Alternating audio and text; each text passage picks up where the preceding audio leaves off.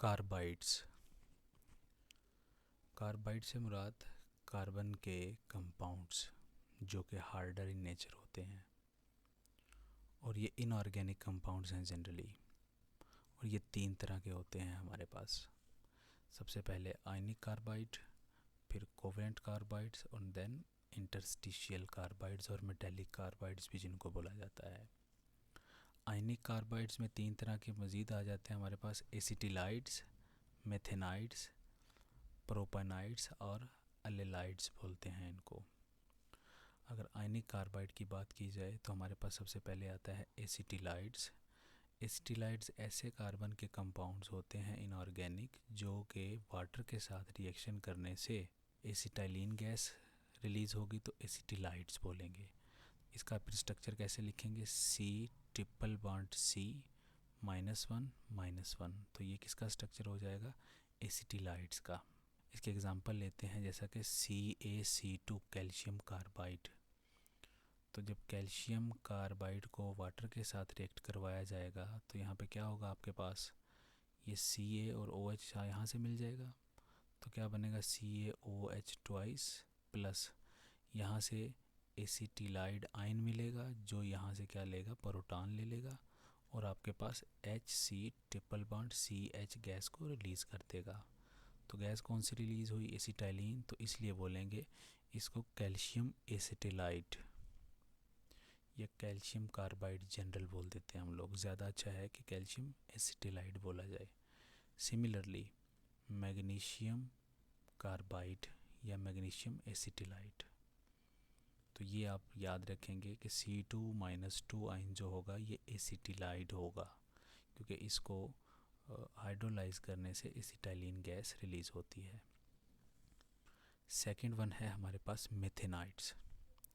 मेथेनाइड्स में हमारे पास C-4 ion होता है क्योंकि कार्बन के आउटर मोस्ट के अंदर 4 इलेक्ट्रॉन होते हैं तो 4 ये इलेक्ट्रॉन कहीं और से लेके 8 पूरे करके मेथेनाइड आयन बनाता है।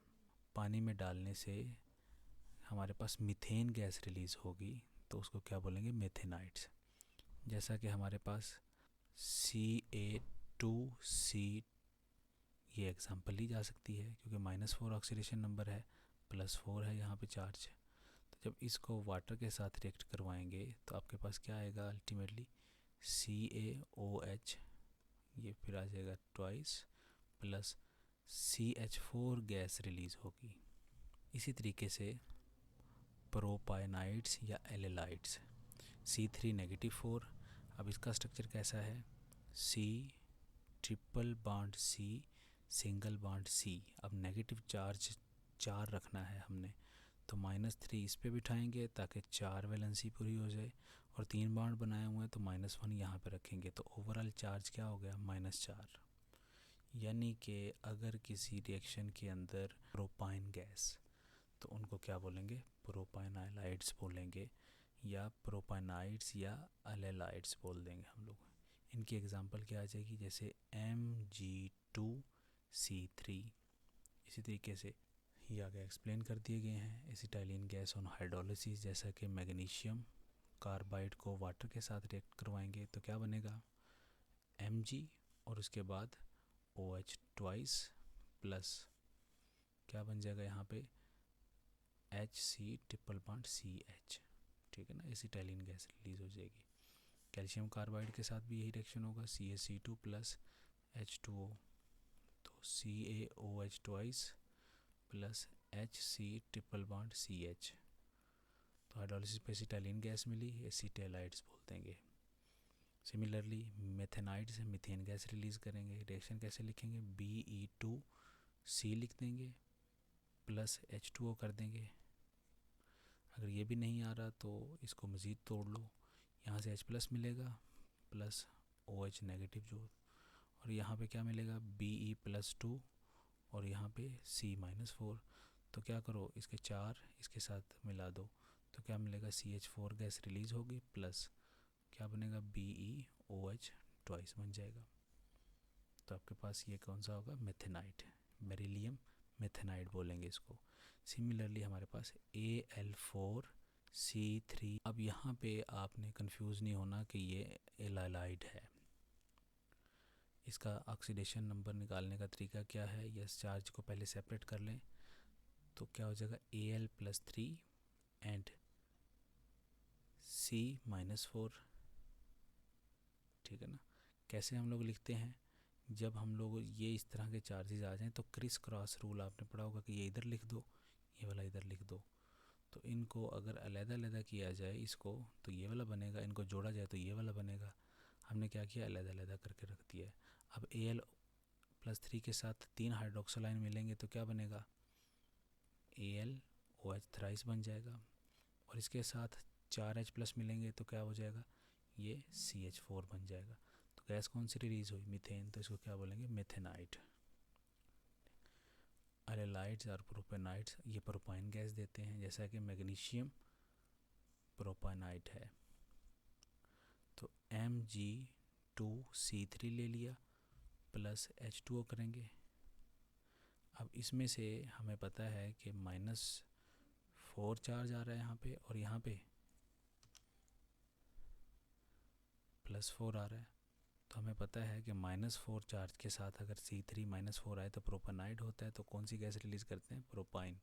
CH3C triple bond CH plus MgOH हम लोग ट्वाइस लिख देंगे।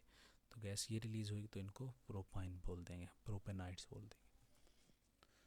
दूसरी कैटेगरी है हमारे पास कार्बाइड्स के अंदर, वो है कोवलेंट कार्बाइड्स।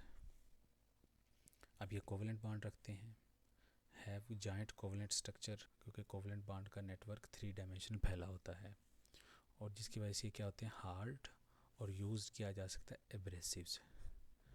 एब्रेसिव्स का मतलब होता है रगड़ने वाले, जैसे फर्श कटिंग के लिए मेटल सरफेस के ऊपर रगड़ाई करना हो तो फिर ऐसी चीज़ों को हार्डर को यूज़ किया जाता है। और सबसे सिंपल एग्जांपल है सिलिकॉन कार्बाइड SiC, जिसको कार्बोरेंडम भी बोला जाता है। इसकी एग्जांपल बहुत इंपॉर्टेंट है, याद रखेंगे। सिलिकॉन डाइऑक्साइड यानी कि जब सिलिका को कार्बन के साथ हाई टेम्परेचर पे रिएक्ट करवाया जाता है तो सिलिकॉन कार्बाइड बनता है हमारे पास, जो कि बाय नेचर हार्डर मटेरियल होता है। अगर आप ये देखें नीचे वाली पिक्चर, रेगमार इसको बोला जाता है या सैंड पेपर, तो ये दूसरी चीज़ों को रगड़ने में काम आता है, खुद ख़राब नहीं होता जल्दी। तो this is a tougher material and harder material जो कि एब्रेसिव के तौर पे इस्तेमाल किया जाता है। सिमिलरली ये जो टिप बनी हुई है इसकी, ये टिप भी किसकी बनी हुई है, कार्बाइड की बनी हुई है, बिकॉज ये हार्डर होती है।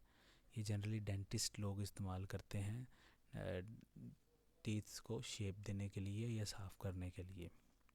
तो ये हार्डर मटेरियल होने की वजह से ये यूज़ किया जा सकता है एब्रेसिव्स के तौर पे। और इनका जो स्ट्रक्चर होता है वो डायमंड की तरह का होता है।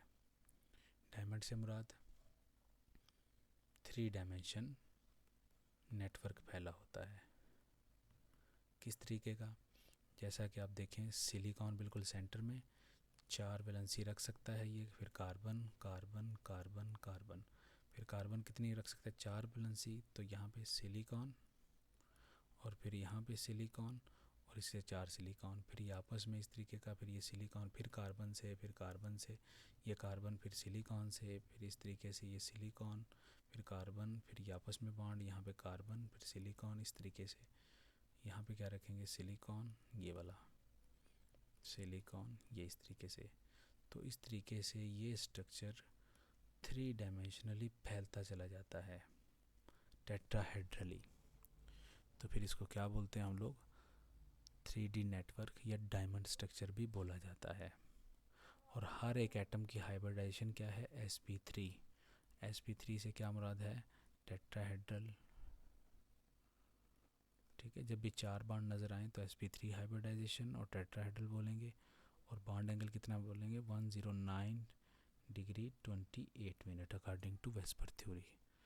सो this is about covalent carbides. आगे हैं हमारे पास इंटरस्टिशियल कार्बाइड्स या मेटेलिक कार्बाइड्स। इंटरस्टिशियल का मतलब होता है कि मेटल के एटम्स के बीच में जो खाली साइड्स होती हैं, इस तरीके से मेटल के एटम जुड़े होते हैं आपस में कोवलेंट बॉन्ड के ज़रिए, या ख़ास तौर पे बोले जाए मेटेलिक बॉन्ड के ज़रिए।